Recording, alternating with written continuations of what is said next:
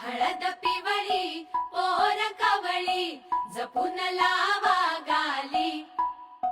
सावळ्याच्या चाहुलीन पार ढवळी झाली हे गजर झाला दारी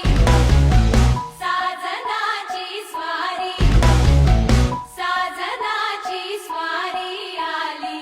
लाज गाली आली